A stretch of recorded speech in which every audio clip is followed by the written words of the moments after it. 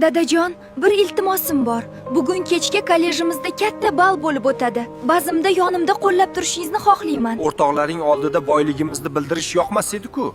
Nima bo'lganda ham seni istaging men uchun muhim. Marta xonimni ham ovoling, qizlari bilan birga o'qiymiz. Oyisini ko'rsa, xursand bo'lishi aniq.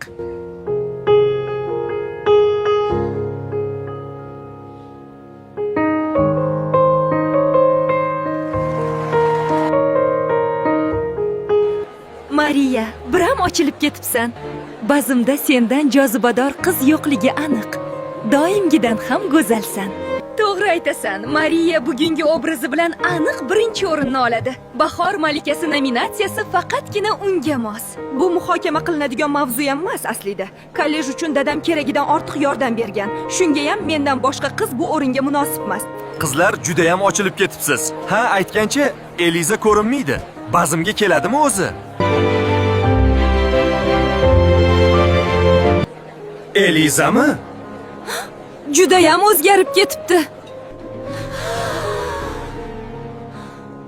Elizani obrazi juda ham o'zgacha betakror chiqibdi, nima deysizlar? Nimasi betakror? Oddiy libos-ku, vahima qilma. Bu oyimcha o'zidan kimni yasab olgan? Yurishini qara, xuddi dunyoni sotib olgandek. Kechagina do'konda bu ko'ylakning narxi $5000 turgandi. Buncha pulni qayerdan oldi, qiziq? Menimcha o'g'irlagan. Qizlar, buncha chiroyli bo'lib ketibsiz. Ayniqsa Eliza umuman o'zgarib ketibdi. Yoningdagi kim? Nega u haqida avvalroq aytmagan eding, Eliza? To'g'risi, juda ham kelishgan yigit ekan. Nega oldin ko'rmaganman, hayronman. O'z-o'zi yaqinda tanishib qoldim. Mike juda ham samimiy va mehribon yigit. U ham meni do'stim. Menimcha sovrindan umid qilayotgan ko'rinasan.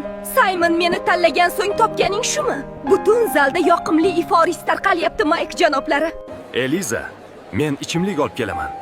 Bemalol suhbatni davom ettirishingiz mumkin. Kim bo'ldi bu so'tak? Eliza bilan kulishib o'tiribdimi? Shuning uchun ham men bilan kelishni xohlamagan ekanda. Mike, e'tibor berma. Sen kollejdagi eng ko'ngli toza yigitsan. Ko'rinishing uncha-muncha janoblardan ancha ko'rkamroq. Doim ko'nglimni ko'tarishga harakat qilasan, Eliza. Sen ajoyib qizsan.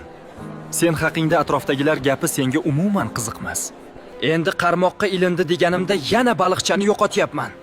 Otangni shuncha mol-mulkini birovga berib qo'yadigan ahmoq yo'q.